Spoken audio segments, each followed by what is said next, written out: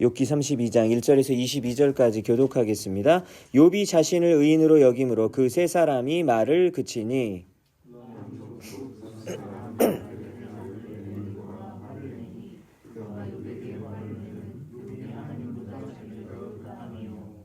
또 세 친구에게 화를 내면 그들이 능히 대답하지 못하면서도 욥을 정죄함이라.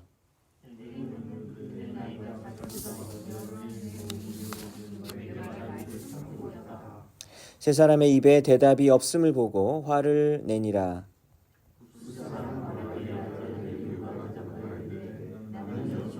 당신들은 멸로함으로 뒷전에서 나의 의견을 감히 내놓지 못하였노라.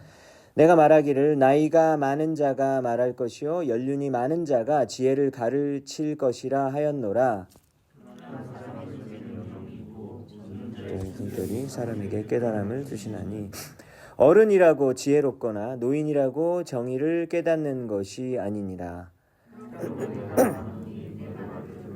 나도 내 의견을 말하리라. 보라, 나는 당신들의 말을 기다렸노라. 당신들의 슬기와 당신들의 말에 귀 기울이고 있었노라. 가운데 욥을 꺾어 그의 말에 대답한 자가 없도다. 당신들이 말하기를 우리가 진상을 파악했으나 그를 추궁할 자는 하나님이시요 사람이 아니라 하지 말지니라. 하지 아니하였으니 나도 당신들의 이론으로 그에게 대답하지 아니하리라. 그들이 놀라서 다시 대답하지 못하니 할 말이 없음이었더라. 서서 다시 대답하지 아니한즉 내가 어찌 더 기다리랴. 나는 내 본분대로 대답하고 나도 내 의견을 보이리라. 내 속에는 말이 가득하니 내 영이 나를 압박함이니라. 보라, 내 배는 봉한 포도주 통 같고 터지게 된 새 가죽 부대 같구나. 내가 시원할 것이라 내 입을 열어 대답하리라. 나는 결코 사람의 낯을 보지 아니하며 사람에게 영광을 돌리지 아니하리니 이는 아첨할 줄을 알고 만일 그리하면 나를 지으신 이가 나를 속히 데려가시리라. 아멘. 네, 욥의 세 친구 이름 기억나시죠? 엘리바스, 빌닷, 그리고 소발 이렇게 세 명이었습니다. 이들은 욥과 가까운 사람들이었고 좋은 친구들이었었던 것 같아요. 왜냐하면 욥이 모든 면에서 망하고 건강까지 잃었을 때 친히 찾아와서 방문해 주었고요. 그리고 친구가 아주 철저하게 망가져 있는 모습을 보고 큰 충격을 받고 한 주 동안이나 그 옆에서 아무 말도 없이 지켜보면서 그냥 한 주를 함께 보내준 사람들이니까 진정한 친구들 같아요. 그렇지만 시간이 그렇게 지나고 나서 이제는 욥을 위하는 마음으로 그런 의도로 세 명이 이제 돌아가면서 말을 하기 시작했죠. 욥, 나는 정말 너가 회복하길 바란다 라는 의도를 가지고 이제 말을 하는 거죠. 그래서 그들의 세 명의 의견은 다 다른 말을 하는 것 같지만 그 중심된 의도는 같았어요. 하나님은 공의로운 분이시다. 세상을 한치도 없이 한치의 오차도 없이 통치하시는 분이다. 그렇다면 너희 삶 가운데 이런 일이 일어났다면 왜일까? 너의 죄악과 불순종 때문이지. 그래서 그 죄악과 불순종 때문에 그 결과 너는 심판과 벌을 하나님께로 받는 것이다 라고 말을 하죠. 그러니까 어떻게 하라고요? 너는 제발 좀 네 삶을 뒤돌아보고 반성 좀 했으면 좋겠다. 이게 바로 세 친구들이 정말로 길게, 이것을 아주 길게 늘려가지고 세 명이 돌아가면서 깠다고 해야 될까요? 돌려까기? 계속해서 돌려가면서 이렇게 까는 거예요. 그래서 이들의 중심 요지는 인과응보, 자업자득, 뿌린 대로 거둔다 라고 하는 원리를 말하고 있고요. 그리고 이 원리는 사실 성경에도 여러 군데에서 말하고 있는 하나님의 원리이기도 합니다. 그래서 지난주 수요일에 이런 말씀이 있었죠. 우리가 아무리 선한 의도로 그리고 착한 마음으로 말하는 것이지만 사실 그런 의도를 가지고도 다른 사람을 망가뜨릴 수 있다. 선한 의도와 착한 마음은 반드시 뭐와 동반되어야 될까요? 지혜가 동반되어야 되고요. 성숙함이 동반되어야 되죠. 안 그러면 사고 친다 라고 하는 것을 지난주 시간 말씀을 통해서 배웠습니다. 친구들이 돌아가면서 하는 이 충고는 글쎄요, 저렴한 충고라고 해야 될까요? 너무 얕은 충고라고 해야 될까요? 그래서 그 말을 들은 욥은 수긍하기는커녕 계속 반발하는 마음만 커져가지고 자꾸 반대했어요. 아니야, 니네 말 틀려. 내 말이 맞아. 그러면서 욥도 자기의 주장을 굽히지 않았죠. 나는 하나님 앞에 의롭다. 근데 욥기 1장을 보면 하나님이 욥을 보실 때 욥은 의롭다. 하나님 생각도 욥이 의롭다. 라고 얘기하셨었죠. 그래서 오늘 읽었었던 욥기 32장 1절을 보면요. 드디어 이제 세 친구가 말을 멈췄다라고 1절에 나와 있죠. 그래서 엘리바스, 빌닷, 소발이 말을 이제 멈춥니다. 근데 왜 멈췄는가? 멈춘 이유가 뭐냐면요. 욥이 자신을 의인으로 여기는 이 주장을 포기하지 않는 거예요. 그래서 자신의 의견을 바꿀 의사가 전혀 없다라는 걸, 우리가 아무리 말해도 입만 아프다라고 하는 걸 깨달았기 때문에 이제 말을 멈추는 거죠. 그래서 이때 32장이 올 때까지 한 번도 등장하지 않았었던 새 인물이 오늘 32장에 등장하게 됩니다. 누구죠? 엘리후라고 하는 사람입니다. 그러니까 엘리후는요, 욥 입장에서는요, 이제 몇 번째 인물이 나타난 거예요? 네 번째. 3 더하기 1은 4. 네 번째 인물이 이제 와가지고 얘기를 하는 거예요. 근데 엘리후라는 이름의 뜻은 그는 나의 하나님이시다 라고 하는 뜻이라고 해요. 그러니까 이름만 봐도 그는 히브리 사람이고 신앙의 집안에서 태어났다라고 하는 것을 알 수 있어요. 그래서 엘리후는 2절을 보니까 뭐 그의 지역도 나오고 가문 이름이 나오지만 그 뭐 부모 이름이라든지 이런 것을 다른 성경에서 뭐 찾을 수가 없어요. 그러니까 정보가 전혀 없습니다. 확실한 거는 엘리후가요, 욥과 세 친구들이 이렇게 대화를 하고 있는 중에 사실은 옆에서 듣고 있었다는 거예요. 그러니까 32장까지 한 번도 안 나오는데 사실은 거기서 줄곧 계속 있었다라고 하는 거예요. 그렇다면은 이제 어떤 또 신학자는 또 이렇게 얘기하더라고요. 그렇다면 과연 엘리후만 있었겠느냐? 다른 사람도 몇몇이 있었을 수도 있었겠다. 이런 추측도 할 수 있다고 얘기를 하더라고요. 그렇다면은 여러분 어떻게 편이 갈라질 것 같아요? 욥이랑 그 다음에 세 친구들이 막 얘기하고 세 친구가 얘기하면은 막 옆에서 막 응원해주고 욥도 누가 응원해줬을까요? 나는 의로운데 그때 막 응원해줬을까요? 아마 응원하는 사람이 별로 없었을 것 같은데 만약에 그렇게 그룹으로 막 싸우고 있었다면 여러분 그룹 1대 다수로 싸워본 적 있으시죠? 그러니까 진짜 주먹 싸움 말고 말싸움을 할 때 자기 혼자 하고 옆에서 막 3-4명이 자기를 그런 거 경험해 본 적 있으십니까? 그때 되게 막 이렇게 좀 쫄리셨나요? 좀 어떠셨어요? 좀 쉽지 않잖아요, 사람의 말. 왜 나를 동조해 준 사람이 없을까? 왜 내 편을 들어준 사람이 없을까? 그런 생각이 있을 때 욥은 진짜 힘들었을 것 같아요. 그러니까 자기 고난도 힘든데 그 주위에 있는 사람들이 반응 때문에 더 힘들어요. 그렇죠? 덤으로 더 힘들어지는 상황입니다. 4절을 보니까요, 엘리후가 이런 말을 합니다. 그들의 나이가, 그러니까 나머지 사람들, 형님들 나이가 저보다 여러 해 위임으로 욥에게 말하기를 참고 있었대요. 그러니까 자기도 말을 너무 하고 싶었는데 형님들끼리 대화를 하고 있으니까 자기가 어리니까 감히 끼어들 수가 없었다고 얘기해요. 그러니까 한국 문화랑 너무 비슷한가? 이런 생각이 들잖아요. 저는 나이도 어린데 뭐 형님들 얘기하는데 제가 어떻게 끼어들어? 그런데 엘리후는 그 대화를 계속해서 줄곧 듣고 있으면서도 대화가 정말 마음에 안 들었던 게 맞죠. 그래서 100분 토론이란 방송이 있잖아요. 양쪽에 이렇게 대표가 나와가지고 한 두 명씩 뭐 패널로 해가지고 막 서로 막 이렇게 완전히 반대되는 의견으로 이렇게 토론하고 그러지 않습니까? 근데 양쪽 주장이 이제 팽팽하게 맞섰을 때 이제 그걸 보는 시청자는 이쪽 아니면 이쪽 편이겠죠, 그죠? 그런데 이제 자기가 응원하는 쪽이 막 잘했으면 좋겠는데 거기서 막 말을 버벅대는 사람이 있어요, 없어요? 저런 사람을 왜 패널로 뽑은 거야? 막 이런 생각이 들 때가 있잖아요. 그렇게 말하면 안 되지. 이렇게 말을 해야지. 또 이렇게 그에 대한 근거를 얘기를 하고 주장을 뒷받침해주는 얘기를 하는데 아니지. 그 얘기를 하면 안 되지. 이 주장을 얘기했어야지. 내가 차라리 저 자리에 나갔으면 저 패널보다는 내가 말을 더 잘하겠다. 이런 생각 든 적이 있으시죠? 그래서 그런 생각으로 지금 엘리후가 있었던 거예요. 제발 좀 이렇게 못해? 이렇게 답답한 거예요. 그래서 분노가 폭발했다고 얘기해요. 엘리후가 화가 났대요. 여러분 근데 누구한테 화를 냈나요? 화를 누구한테 냈어요? 2절을 보니까 엘리후가 화를 낸 첫 번째 사람은 누구한테 했냐면 욥한테 화가 난 거예요. 왜 욥에게 화가 났을까요? 욥이 하나님보다 자신이 의롭다라고 그렇게 이제 해석을 한 거죠. 그 말이 되는 얘기야? 어떻게 이 추악한 죄인들이 창조주보다 의롭다라고 말할 수 있을까? 너 정말 그게 말이 되니? 형님 말이 됩니까?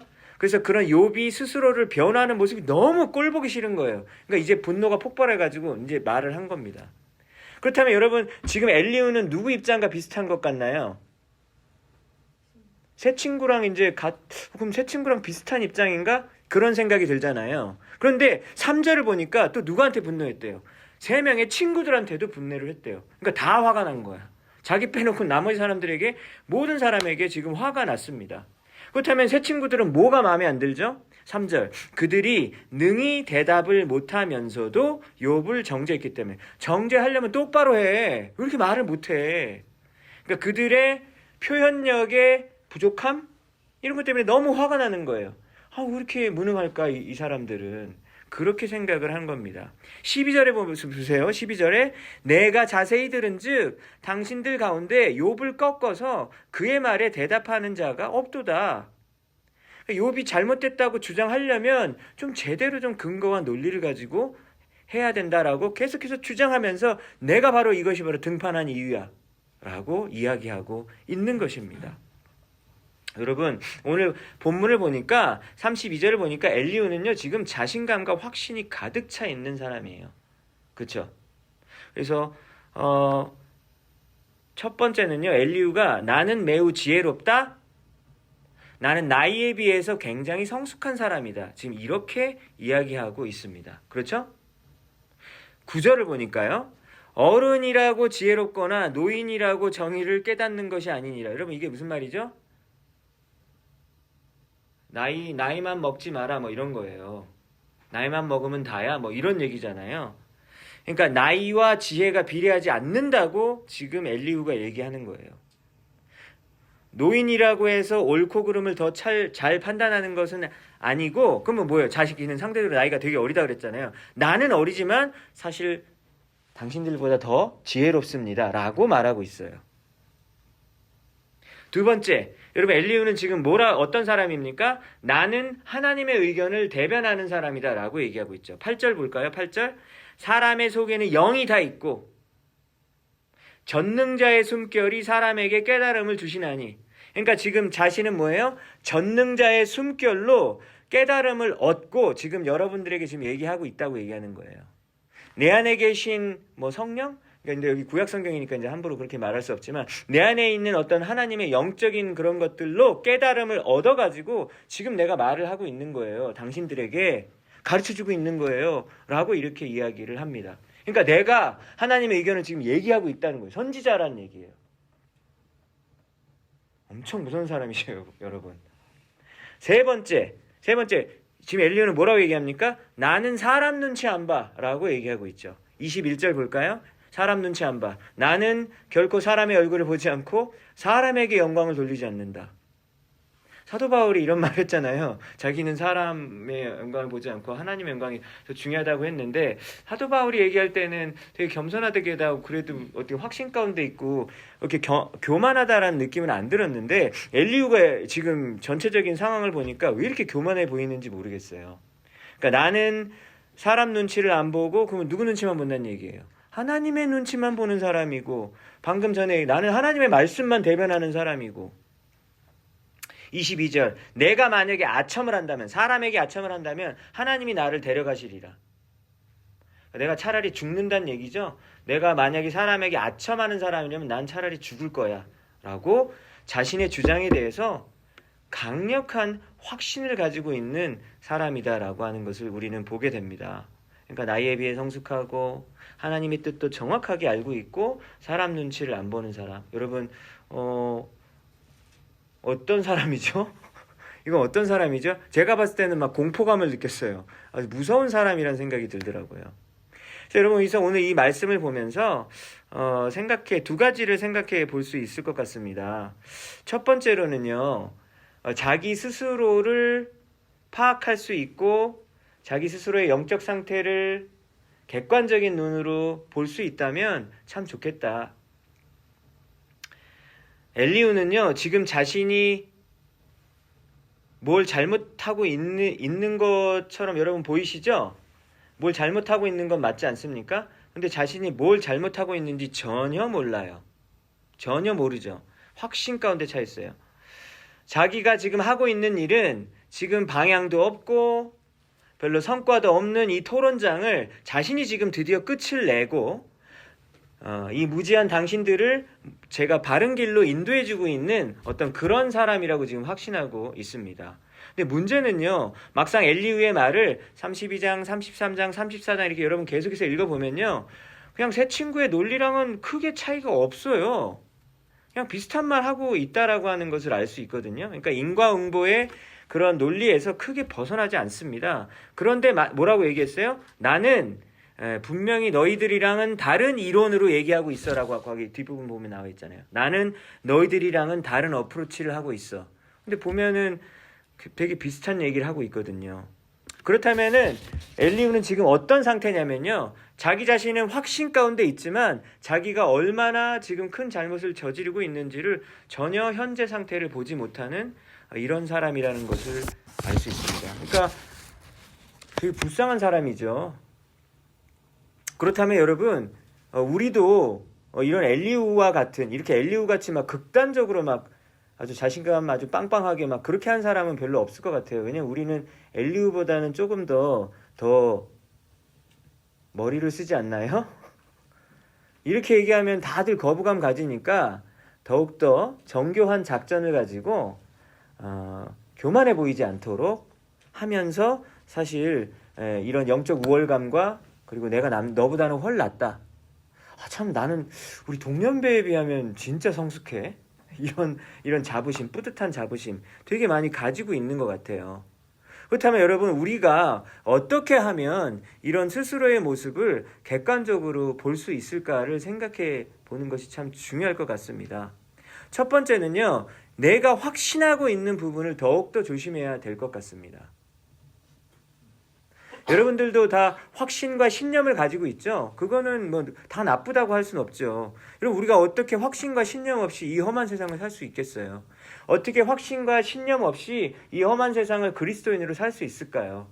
못할 것 같아요. 그러니까 확신과 신념이 다 나쁜 건 아닌데 우리가 강하게 확신하고 있는 부분도 잘못될 수 있다라고 하는 그런 가능성을 열어두는 것은 참으로 중요하다라는 생각이 들어집니다.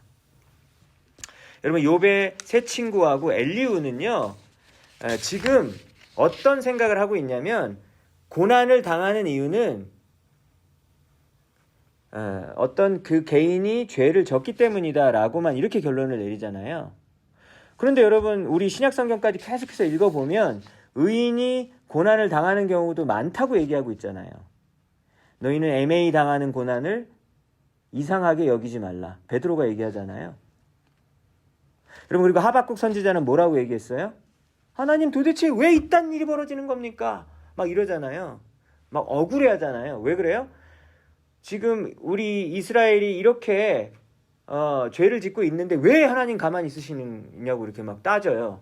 왜 이러시냐고. 공의 하나님이시면 제발 개입하셔가지고 이 땅 가운데 좀 실현해달라고 얘기하잖아요, 하박국이. 그래서 하나님이 뭐라 그래요? 그래, 알았어, 개입해줄게. 그래서 어떻게 개입하십니까, 하나님이? 바벨론을 들어가지고 너희를 때리겠다는 거예요.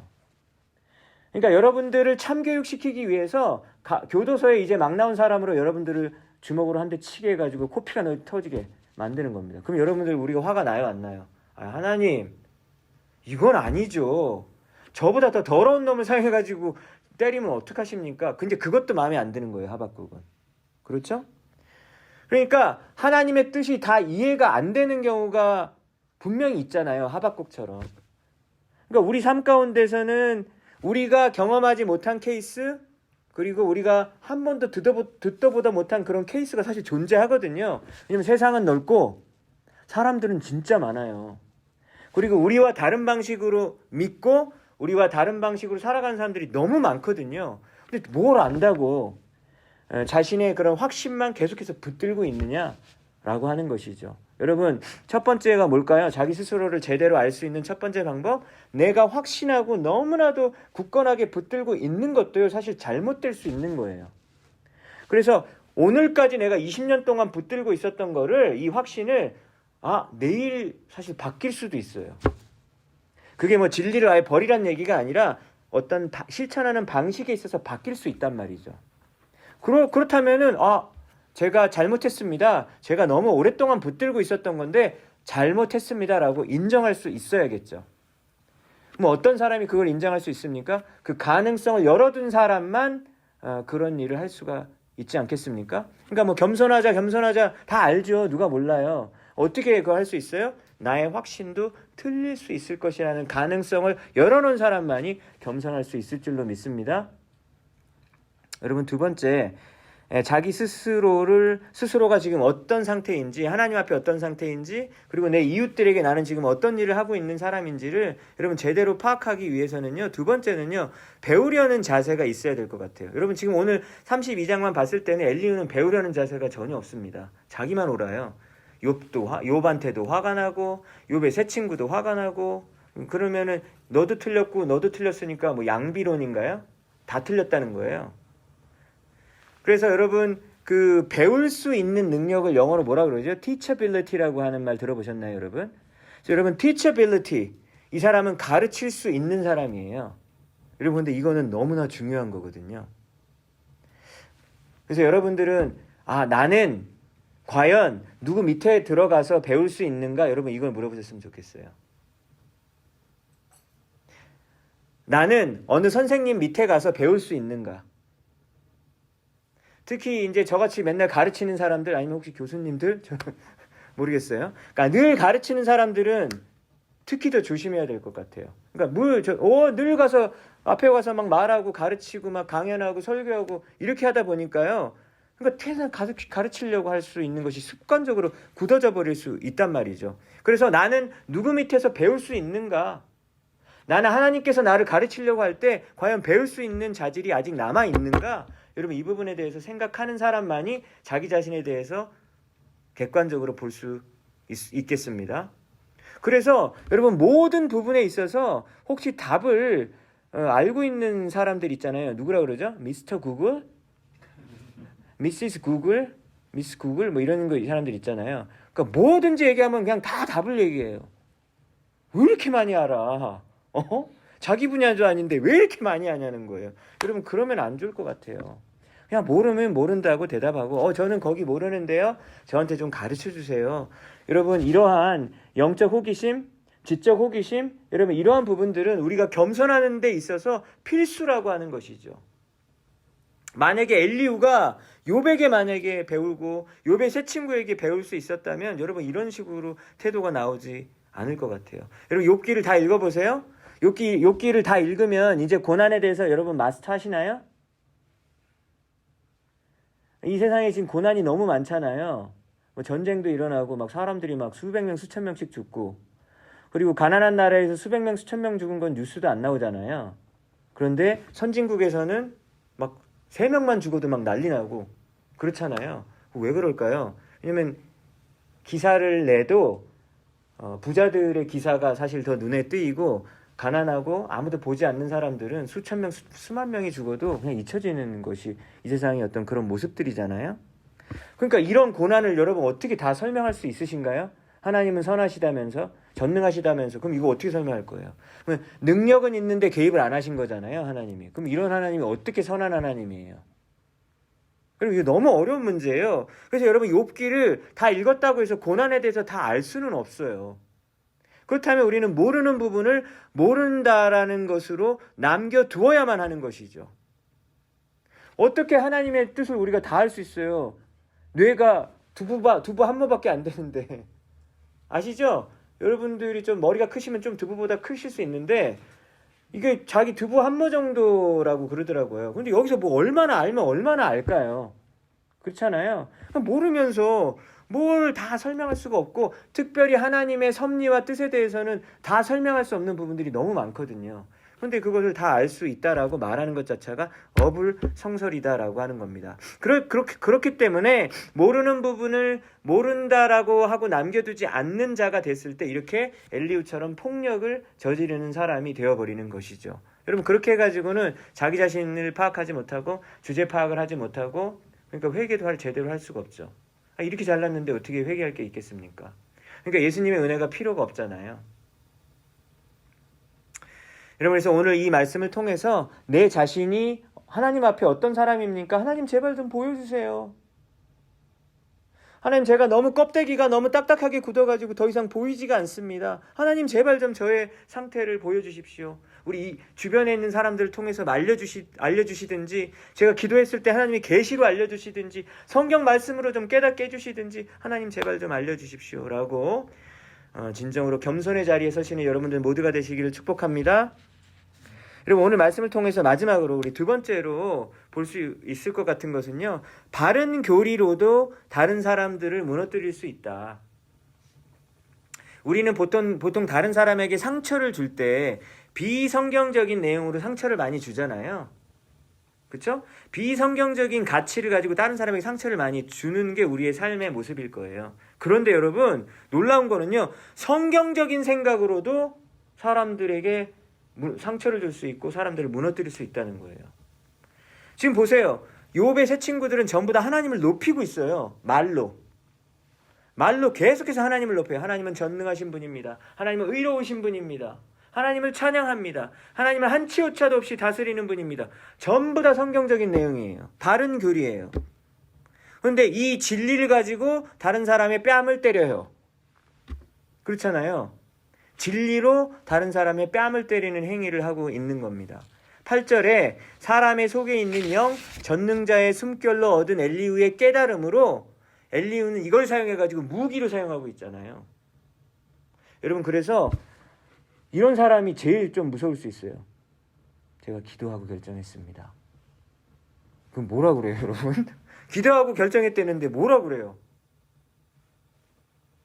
제가 오늘 성경 큐티하고 오늘 말씀을 적용하는 의미에서 지금 이렇게 하기로 했습니다.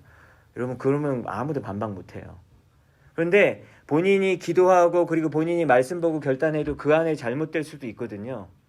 왜냐면 자기 되게 주관적인 해석도 되게 많거든요.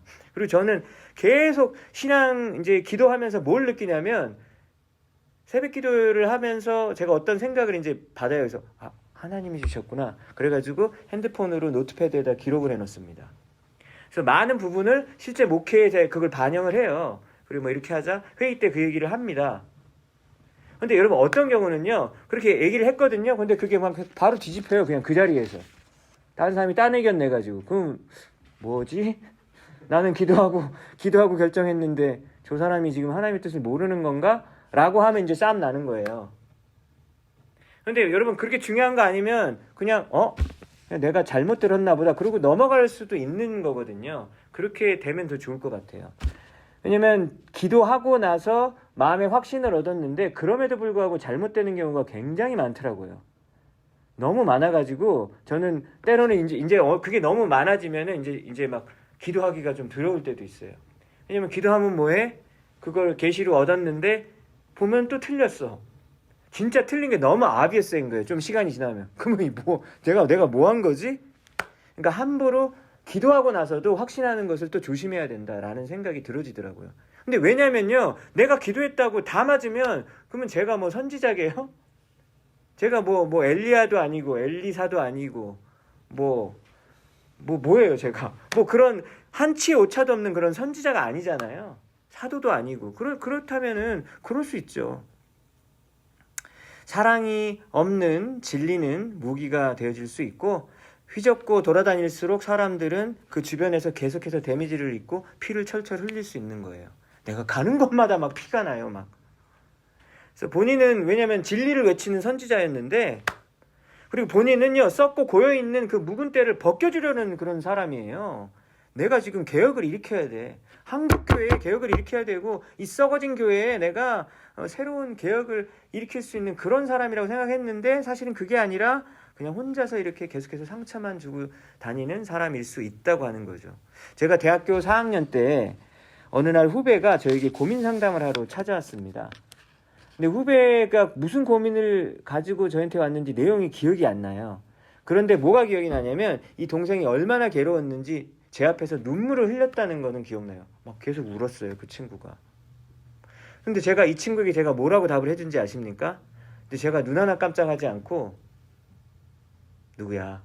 제 후배 이름 부르면 누구야? 이 책을 읽어봐. 이 책의 이름이 뭐냐면요. 칼빈주의와 알미니안주의의 차이. 그게 책 제목이에요. 제가 이 책을 주면서 야, 이 책을 읽어봐. 이게 너의 눈물의 답이야. 뭐 이런 거죠.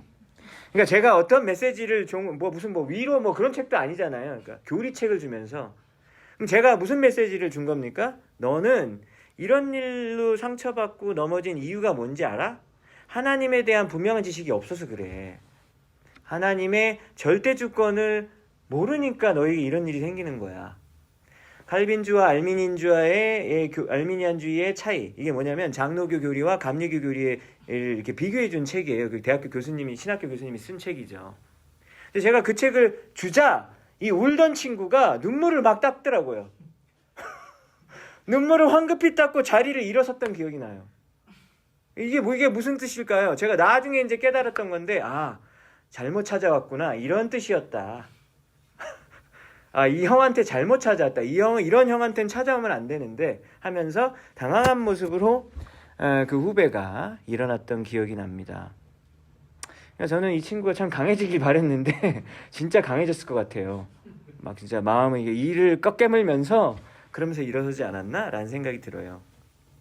여러분, 이런 모습이 어떤 모습이죠? 엘리후 같은 모습이죠. 여러분, 엘리후가 되면 사람 잡습니다. 근데 우리 모두에게는 엘리후의 모습이 있고 수요예배 오신 분들은 특별히 엘리후의 모습이 다 있어요. 예? 제가 여러분들 안 온 사람을 또 혼내야 되는데 온 사람을 혼내니까 좀 제가 미안한 감이 없잖아 있습니다. 하지만 그럼에도 불구하고 다음 주 수요일에도 꼭 오시고요. 우리 수요예배에 오실 정도 사람들은 다 엘리후 기질이 다 있어요. 바리새인 기질들이 다 있는 것이죠. 하나님을 잘 알고 인생도 알고 성경도 잘 알고 그래서 자신감이 충만하고 근데 정작 사람을 어떻게 세우고 살려야 되는지 감도 못 잡는 여러분 그런 부분들이 우리가 있다는 것이죠. 여러분 근데 예수님은 계속 가르치고 막 똑바로 야 그거 구약 성경에서 그렇게 하는 거 아니야. 이렇게 해석해. 이렇게 가르침만 하셨나요? 아니죠. 막 발을 닦아 주셨잖아요. 제자들이 발을 닦아요. 근데 그 발이 되게 더러워요. 왜 그렇죠? 샌들이니까 그 당시는. 그러니까 흙이 다 그대로 묻고 발냄새가 나고 땀이 나고. 근데 그 발을 물을 가지고 닦아주는 일. 근데 그런 일은 당시 노예가 했었던 일 중에서도 노예의 일 중에서도 가장 허접한 일이었는데 그거를 선생님이 무릎 꿇고 와서 수건 두르고 와서 해주셨잖아요. 그러니까 가르치기만 하는 사람은 여러분 절대로 사람을 살리는 능력이 없죠. 왜냐하면 섬김과 사랑이 없기 때문이죠. 예수님이 가는 곳마다 막 선지자같이 막 외치고만 하셨습니까? 아니죠. 결국은 어떻게 하셨죠? 십자가에 달려서 죽으셨잖아요. 내가 죽기까지 너희를 사랑한다.